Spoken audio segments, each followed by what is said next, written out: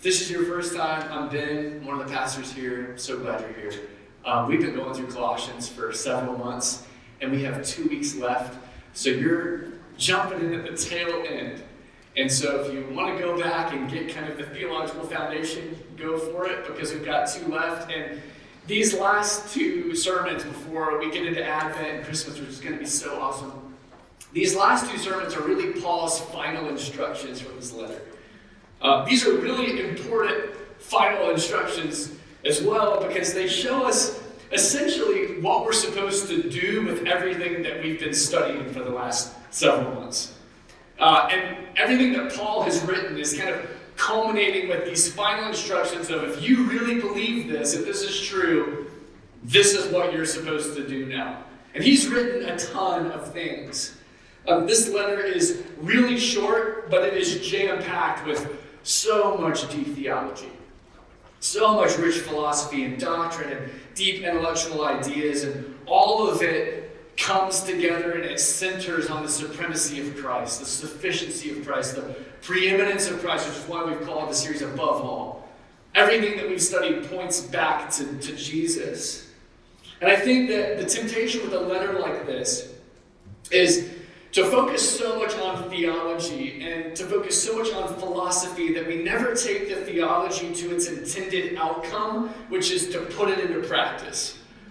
We're really good at approaching books like this, especially as American Christians, which are all about like theology, and basically figuring out what is the right thing, what is the true thing, what is it saying, what's the wrong thing, and just believe it, and then never actually doing anything with it. So these final instructions are really here to help us take that last step of believing this is true and then putting it into practice. And I'll be honest with you, it's pretty convicting. At least it was for me this past week. So this is what we're going to be doing for the next 2 weeks. We're going to be looking at these final instructions. And again, if you have your Bibles, hopefully you're open already. It's Colossians chapter 4. I'll have it on the screen if you don't have a Bible, but please get a Bible. And if you need one, we've got free ones in the lobby. Look at it with me. Colossians 4, starting in verse 2. Continue steadfastly in prayer, being watchful in it with thanksgiving. At the same time, pray also for us, that God may open to us a door for the word, to declare the mystery of Christ, on account of which I'm in prison, that I may make it clear, which is how I ought to speak. So, what's the first big takeaway from the book of Colossians? What's the first big application or the first big response if you really believe that Christ is above all things? It's just one word. Pray. Write it down in all caps. Give yourselves a high five, because I actually heard 3 of you. It's not go to church. It's not join a life group or a discipleship group. It's not help the poor. It's not start a ministry or a church. It's not serve in a nonprofit. It's not study the theological distinctives of Christology and Reformed doctrine. It's not even to try to identify all of the false teachers around you and expose them. First and foremost, if Christ is above all, if he is all in all, which we saw a few weeks ago, pray. I love how one person once put it. He's unknown, so it's anonymous. You can do more than pray after you have prayed, but you cannot do more than pray until you have prayed. That's good. Prayer is the litmus test of your faith. And I told you it was going to be convicting. I was like this close to just weeping all week. Prayer is the litmus test of your faith. It is the practice that demonstrates if you really believe what you say you believe. It's the practice that tells us if our relationship with Jesus is all up here, or if it's made its way into our heart, which is the control room of our lives. It's the practice that shows us if he is nothing more than someone we've read about in a book or you've heard me talk about that you understand intellectually, but you've never actually experienced. It's like the difference between knowing that honey tastes sweet because you read about it in a book and tasting honey. Prayer is the litmus test. In other words, if you really believe that Christ is the creator and sustainer of life itself, which Paul said, then you will talk to him before you try to live it. If you really believe that Jesus owns everything and he rules everything, he's supreme, then you will start your day by submitting to his authority. And then throughout your day, over and over and over again. If you really believe that he possesses all of the treasures of wisdom and knowledge of God's will, which, again, I think that's chapter 1. You will knock on the door, you will seek his face, and you will bang on it until he answers it and he directs your path. If you really believe that he's the one who gives you power to live out your new identity, to give you victory over sin, and to accomplish something meaningful in this life that transcends you, that will last beyond you, then you'll ask him for it.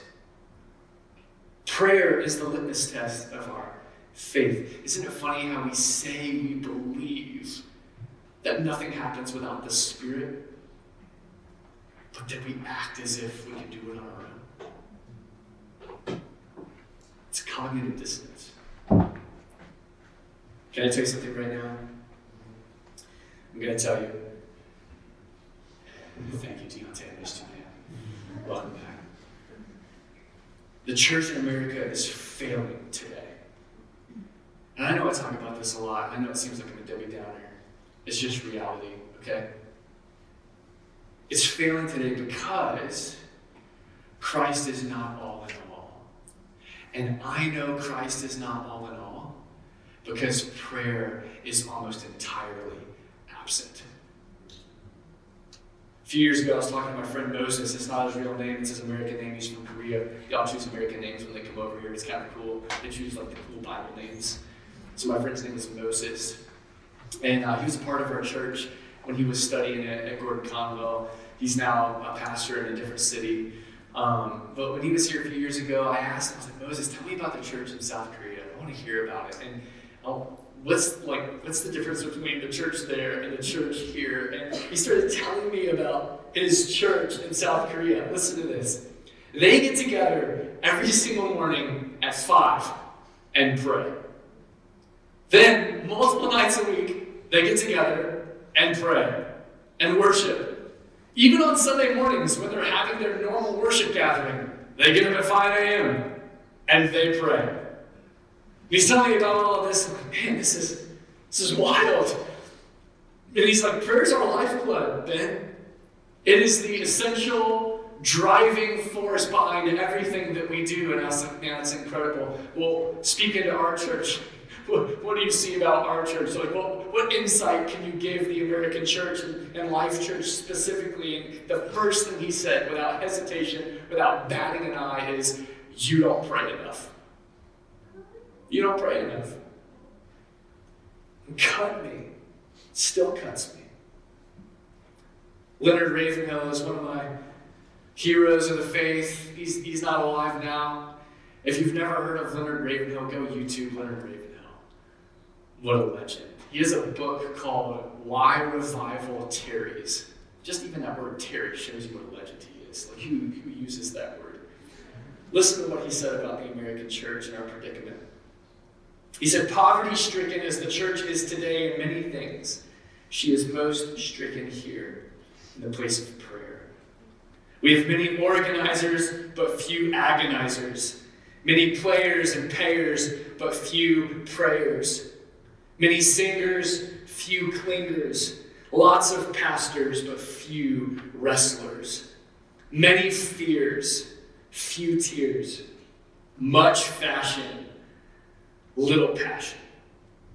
Many interferers, few intercessors. Many writers, but few fighters. Failing here, we fail everywhere. Paul's call to pray needs to be a wake-up call for us today. It needs to be an alarm bell. And I don't know about you, but alarm bells for me are not pleasant.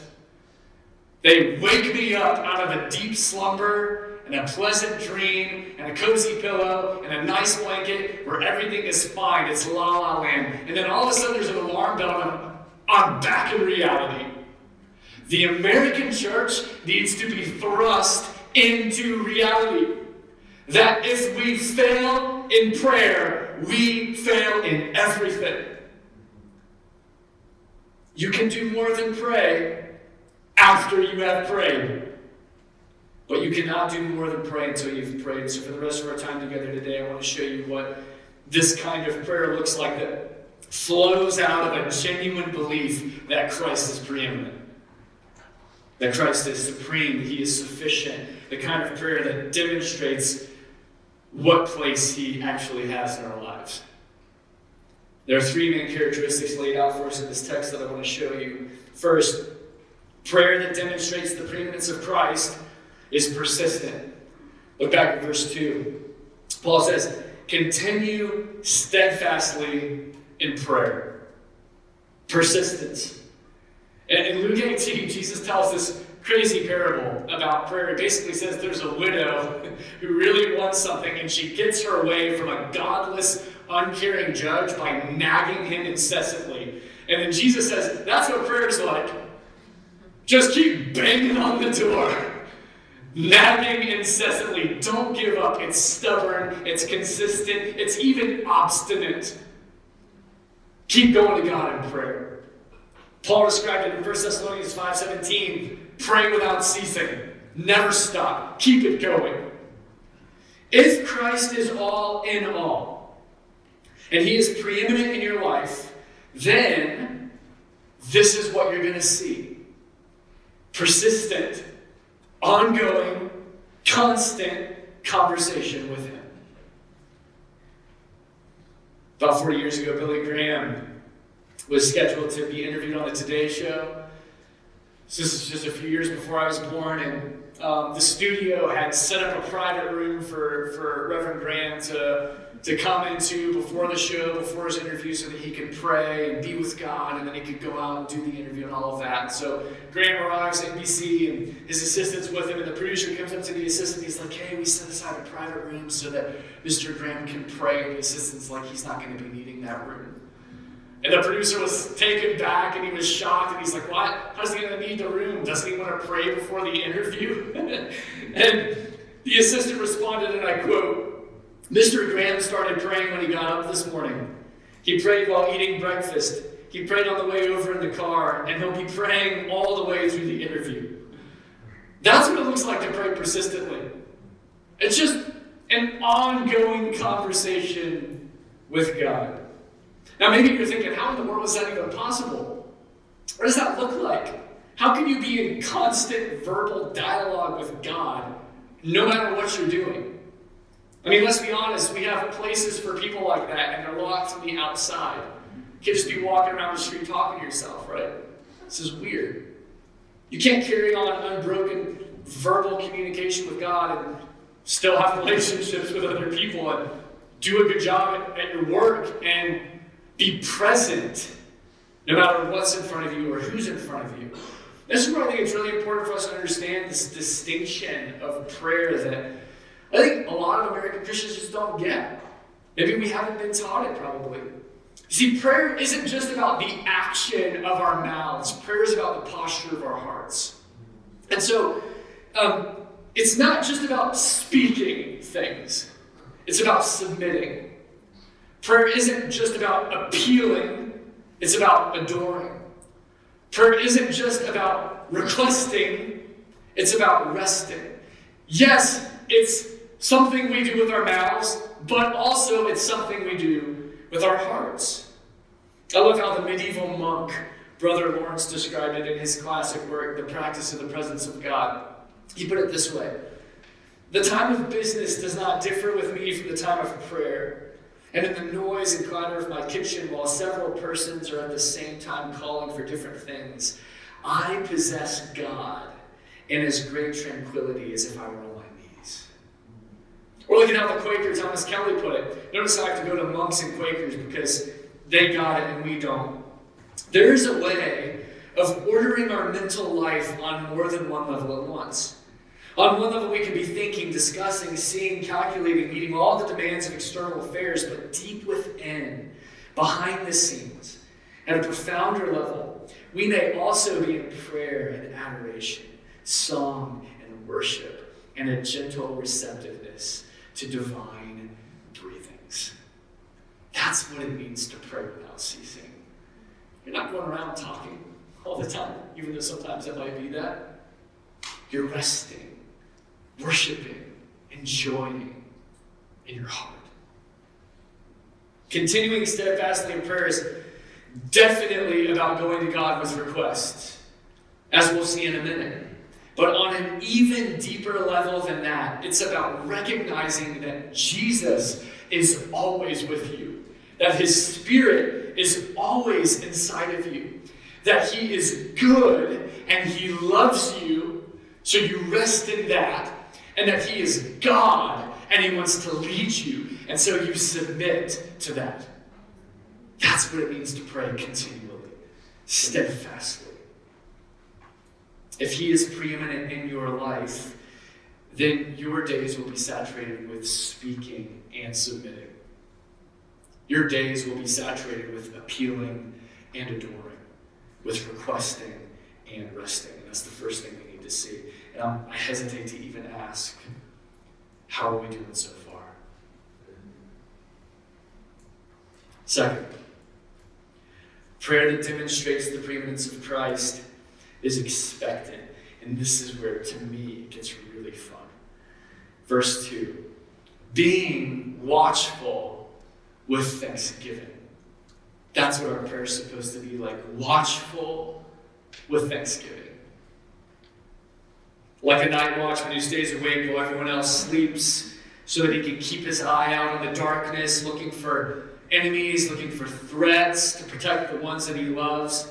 Ephesians 6:18 puts it even more explicitly. It says, and pray in the Spirit on all occasions with all kinds of prayers and requests, and with this in mind, be alert.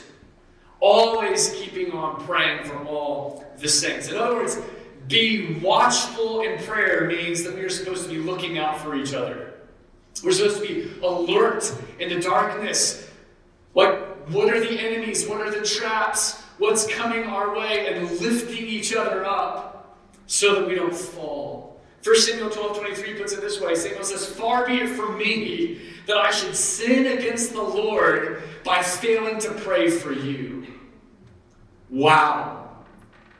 Far be it from me to sin against God by failing to pray for you. Guys, if Christ is preeminent in your life, you will look out for each other in prayer. Austin Phelps once told this story of Ethelfreth. I think that's how you say his name. Ethelfreth was this pagan Saxon king of Northumbria who had invaded Wales, and he was about to go to battle with the Welsh army, and he's sitting on his horse, and you know how all these ancient war scenes are, they don't have guns yet, so there's one army over here, and they have all their horses, and on the other side of the field is the other army, and so Ethelfreth is on his horse, and he's looking, and he sees all of the chariots and the horses and the swords and the spears and the arrows and all of that, and then off to the side he sees a group of unarmed men just standing around. So he's asking around, he's like, who are those people and what are they doing? And they're like, oh, those are the monks. Those are the monks because the Welsh are Christians, and those monks are going to be praying for the success of the army. And so Phelps wrote that Ethelfreth immediately realized the seriousness of the situation. He aimed all of his power at those monks, and he said, take them out first, because they're trouble. And I read this story, and I couldn't help but ask, what if we actually believed that prayer was powerful in the same way that that pagan Saxon king did hundreds of years ago? What if we actually believed that prayer did something? That it changed something? That it had an impact on human history? What if we looked at all of the weapons of modern warfare and everything lined up against us, all of the attacks from the enemy, and then we looked at this group of unarmed people praying, we were like, that's more deadly. We got to go after that. What if we thought monks were more dangerous than tanks? I think we'd probably pray for each other a little bit more.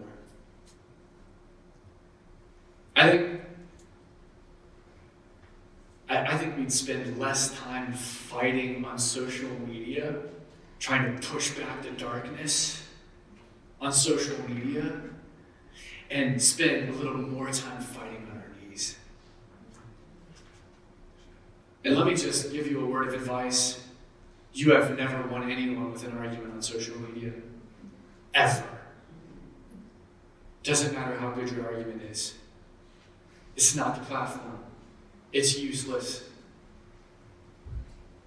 I think we'd spend a little less time anxiously sitting around and worrying about the future of our country and the church, and a little more time prostrate before the throne of God, changing the future. Watchful prayer demonstrates a true belief in the preeminence of Christ because it reveals who we actually think has the power, who we actually think has the authority, and who we actually think has dominion in this world. If you think it's a president, you're going to fight like crazy to get your man on the throne, so to speak. And if your man doesn't win, you're going to be in a tailspin. Oh no! What are we going to do? But if it's the one who establishes presidents, guess what? You're going to be like a rock. Unmoved. Unshaken. Actually doing something that makes a difference. But this is what I want you to see. It isn't just watchful prayer that demonstrates the preeminence of Christ. It's watchful with thanksgiving. And that's really important. This is why I chose to use the word expectant as my point. Because prayer that demonstrates the preeminence of Christ isn't just alert to the danger. It is confident.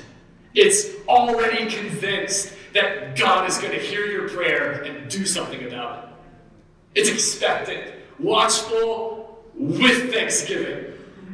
You're just waiting for him to work because you know he's going to do it. Doesn't just say stay awake through the night, lifting up the saints and fighting against the darkness. It fully believes that God is going to do something as a result of your prayer. So let me ask you something. Do you believe that?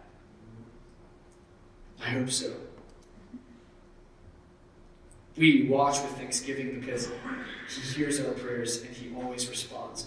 One of my favorite revivals in all of church history is a revival that took place just about 60, 70 years ago, maybe a little bit more than that, I'm losing track of time, in these little islands off of Scotland called the Hebrides Islands.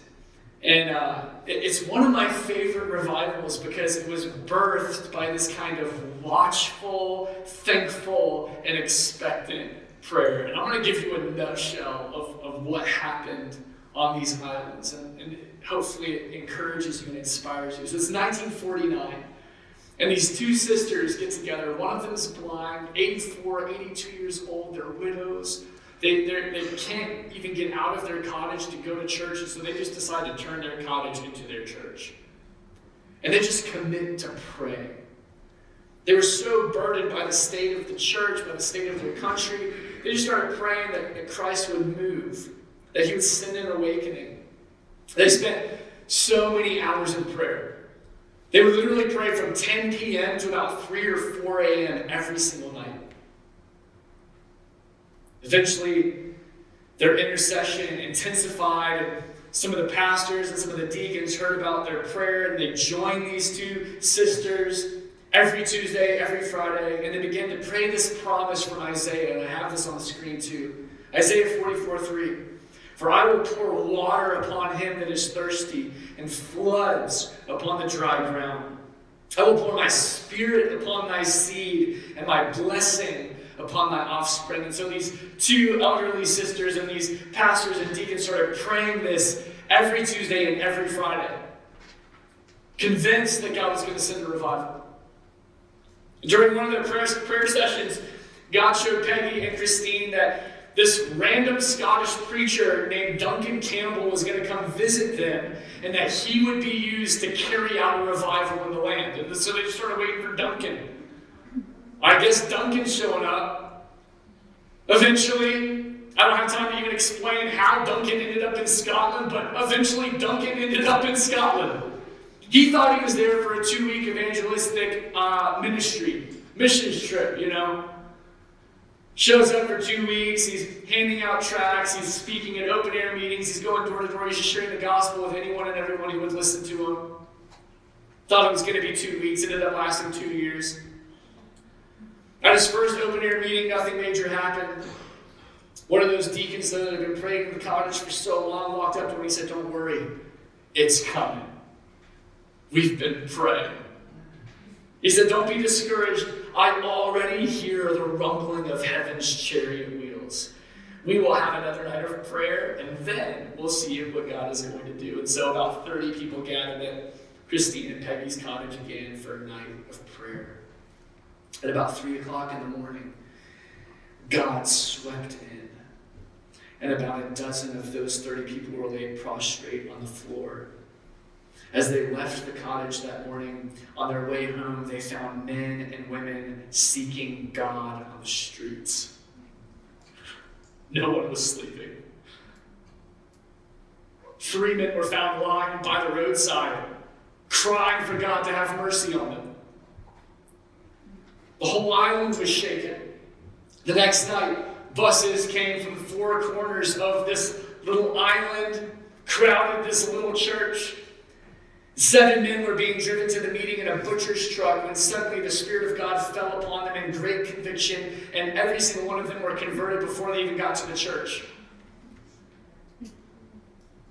As Duncan preached, a wave of conviction swept over the congregation. Cries were heard all over the place, and hardened sinners were saved.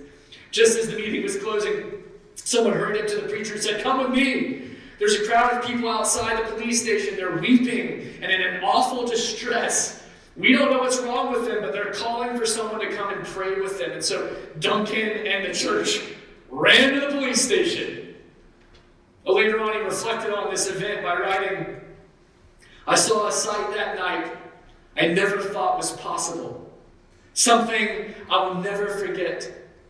Under the starlit sky, men and women were kneeling everywhere, by the roadside, outside the cottages, even behind the peat stacks, crying for God to have mercy on them." Guys, the prayers of those 2 elderly sisters, 82 years old, 84 years old, had been answered. Revival came. God shook the island, and after 2 years, over 90% of the population was saved. Guys,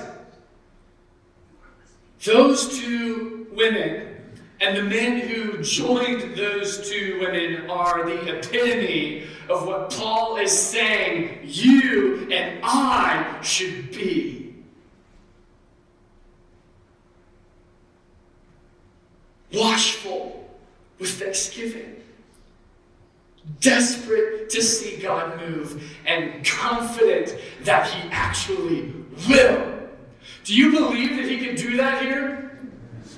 Yes. Yes, if you believe it up here, let it get down here and do something about it. And when I say do something about it, I mean get on your knees and beg heaven to open up and come down and sweep this city.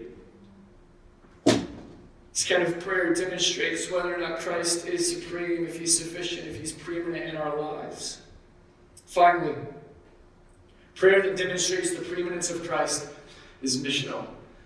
Look at verse 3. Paul says, "At the same time, pray for us, that God may open to us a door for the word, to declare the mystery of Christ, on account of which I am in prison, that I may make it clear just how I ought to speak." You know what I think is the most important line in that prayer request? Let's just look back at it again. What do you think is the most important line in that prayer request. You might have a different opinion than me. That's fine. For me, it's I am in prison. I am in prison. You want to know why I think that's the most important line in this prayer request? Because his prayer request never mentions release or escape or pardon. Paul's situation wasn't as important to him as the people's salvation. He wanted them to pray that God would use his chains, that God would open up a door, that he would be able to speak clearly. I just think about this, like, he's saying, guys, don't pray that God would open up a door so that I can walk out of this physical prison. He said, pray that God opens up a door so that they can walk out of their spiritual prison.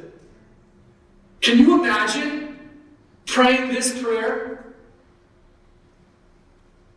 See, when Christ is supreme in your life, when he's sufficient in your life, you actually become free to stop focusing on your situation and start focusing on other people's souls. Missional prayer demonstrates that Christ is preeminent. And you know what I love about this, guys? If you know anything about the Bible, this prayer is answered. It's answered, and we actually have written testimony of it in the Bible.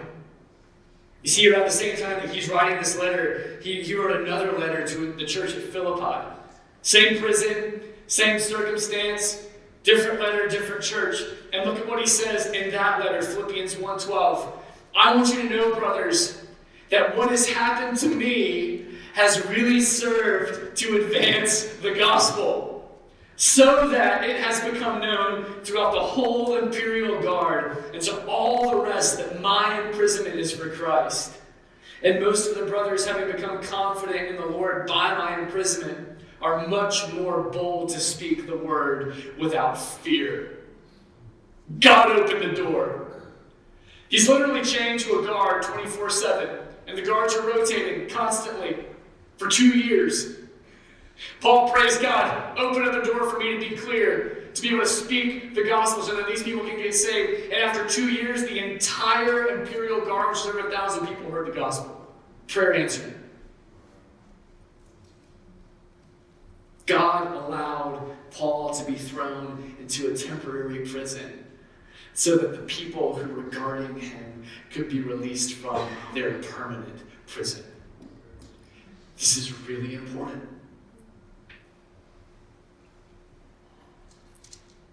Let me ask you something.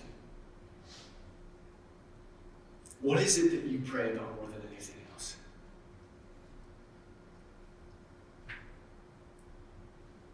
You want to know what's preeminent in your life? You want to know what you value more than anything, what's supreme? The cliche goes, check your pocketbook and check your calendar. I would add to that, check your prayer journal. What do you spend your money on? How do you use your time? What do you pray for?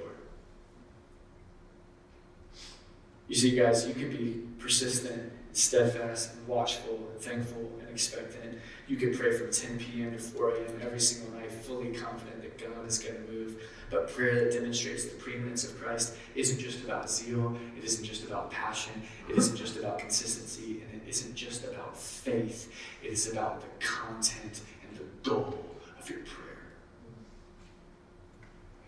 In other words, if you're praying from 10 p.m. to 4 a.m. every night, that's wonderful. Good for you. But if the content of your prayer is centered around you and your little kingdom, Christ is not preeminent in your life. You are. Now, let me just stop here. It's good for you to lift up your needs. it is good for you to pray for your trials and your struggles and your issues. In fact, Philippians 4:6 says, don't worry about anything, but in everything, through prayer and petition with thanksgiving, present your requests to God. 1 John 5:14 says, this is the confidence we have in approaching God, that if we ask anything according to his will, he hears us. So, take everything and take anything to God in prayer. He hears and he responds because he loves us. But this is what you and I need to understand. While that is true, if all we ever lift up is our needs and our issues and our trials and our struggles, we are demonstrating that what we care about more than anything else is us. Prayer that demonstrates the preeminence of Christ is always missional because it puts his agenda above ours. Your kingdom come, not mine. Your will be done, not mine. In Charlotte, as it is in heaven. Guys, could you imagine what it would look like if you prayed something like that? In the life of your family, in the life of your friends, in the life of your coworkers, in the life of your neighbors, in the life of the barista that you get coffee from, the people you serve. Could you imagine if you prayed something like this? God, I am really struggling with this physical issue right now. I'm really struggling with this pain. It's persistent. It's chronic. I'm struggling with this illness. It's debilitating. And if it's your will to heal it, please heal it. But even more than that, God, if you could use this pain to somehow open up a door so that I can point other people to you, would you please open that door? Would you please do that? Or if you said, God, I'm really struggling with this situation you have me in right now. For some of you, it's this chronic anxiety and depression. It's fighting for years of trying to get it in balance.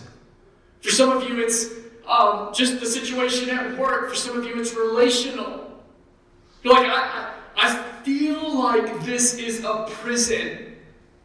I know it's supposed to be for my good, but it doesn't feel good, and I can't think of any possible way it's going to turn out for my good. But God, if it's your will to let me stay in it, if this prison is your will for my life right now, would you please use it to open up a door so that I can show other people your goodness and your beauty and how you satisfy and you hold me up even in my pain? Guys, listen to me. God allowed Paul to be thrown into a literal prison and to be chained to a Roman guard 24/7 for 2 years so that hundreds, if not thousands of men could be saved. If Paul had prayed for an open door for himself instead of an open door for the gospel, he would have missed the point of the prison. Let me say it again. If Paul had prayed for an open door for himself instead of an open door for the gospel, he would have missed the point of the prison, and those guards would have missed God.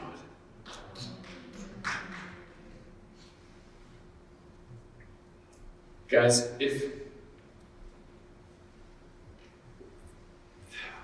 what if we stopped looking at our trials and our suffering and our hard circumstances as roadblocks to our own happiness?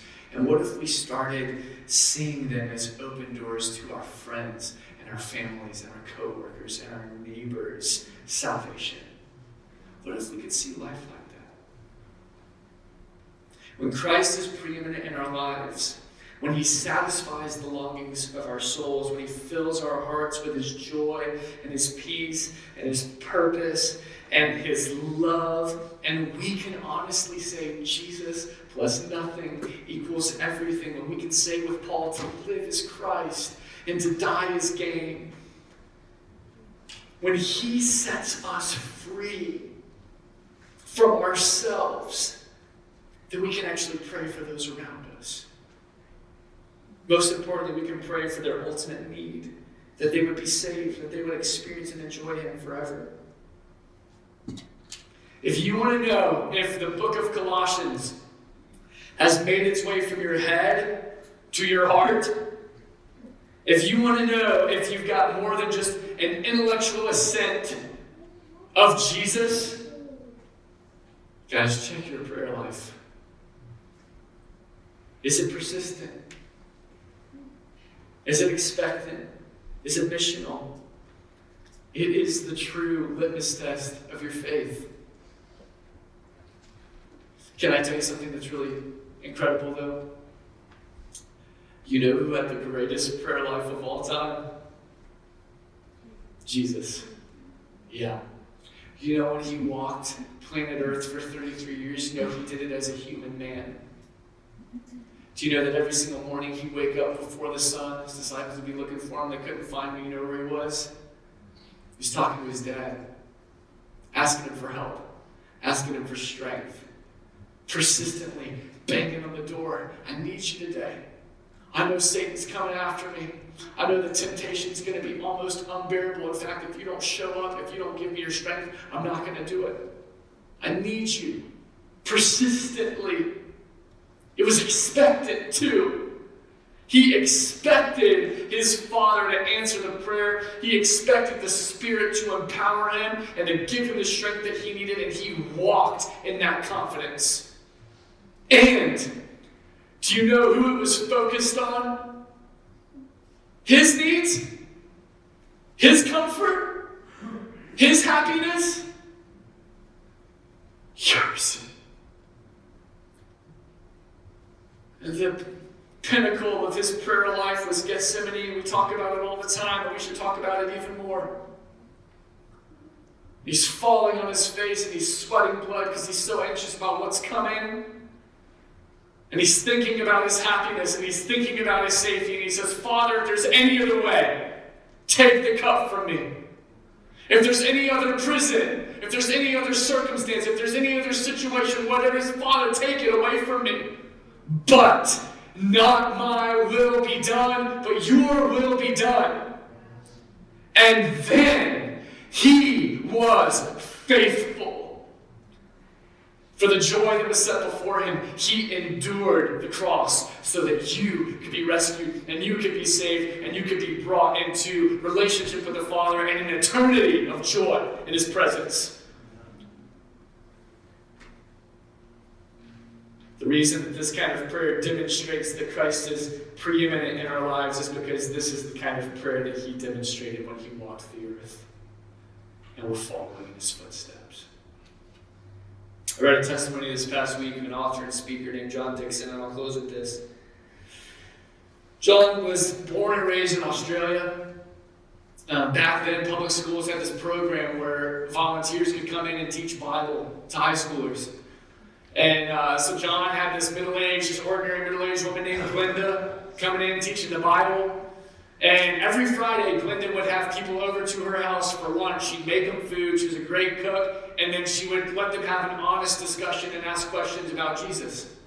And so they did this for weeks and weeks and weeks. And he recounted it like this, and I'm going to read it because I really love the way he wrote it. And I don't want to miss any details. He says, we went back the next Friday, and the next Friday, and the next Friday. Slowly but surely, this Jesus stuff became as important as the food. And so we came with more and more friends. Some of these 15-year-olds were the worst sinners in school. But Glenda just opened her heart every Friday afternoon and treated us all like we were family. There was one night when my friend Daniel was really drunk, and we knew we couldn't take him home because his dad was an army man and he would be livid. We didn't want to leave him on the street, so we all said, let's take him to Glenda's house. She'll have him. She'll clean him up. And so it was near midnight. We knocked on her door. Turned out she was finishing up some kind of posh dinner party with lots of guests, but she didn't bat an eye. She welcomed us in. She showed us straight past her guests into the back of the house. She went and got some spare clothes and said, throw them in the shower, clean them up. and just put him to bed. We'll sort it out in the morning. So we did. The next morning, we went back to Glenda's house around 10 to pick up Daniel. He was sitting at the kitchen table, and Glenda was making him bacon and eggs, and they were just having a good old chat. We took Daniel to Glenda's house because she had left a real impression on us that Christians actually like sinners. We had no doubt that she hated our drinking habits. She was a teetotaler. She talked openly about avoiding alcohol, but even in that situation, her first instinct was not to condemn us, but to love us more, and it was extraordinary. Now listen to this. After about 6 months of scripture classes, Friday afternoon events, and the incident with Daniel, we found ourselves thinking that Jesus might actually be real. That he might be inescapable, and that he was powerful. And so about 6 or 8 months into it, about 5 of us became Christians, and we really surrendered to Christ's lordship and accepted his mercy. This is what's really cool. This is what I want to show you. We're going to close with this. Years later, I was starting my own ministry and trying to explore new strategies and new methods for reaching people. And so my first thought was, I'll go to Glenda and ask her what her secret was. Since so many of us have become Christians through her influence, I figured she must have had some sort of strategy. And so I went to her fully expecting her to tell me about some program or method that she had implemented, or some particular way that she had of sharing the gospel. But when I asked her, without batting an eye, the only thing she said was prayer. I was really disappointed because I wanted something I could actually do. But she went on to explain. That year, a bunch of the women who taught scripture decided to make it a year of prayer and to plead with the Lord of the harvest to do something special. And they did, every single day, praying faithfully for God to move. And by the end of the year, there we all were, confessing Jesus. Guys, I love how one author put it. History is silent about revivals that did not begin with prayer. History is silent about revivals that did not begin with prayer. So, pray. Persistently. With expectancy. Not just for your needs.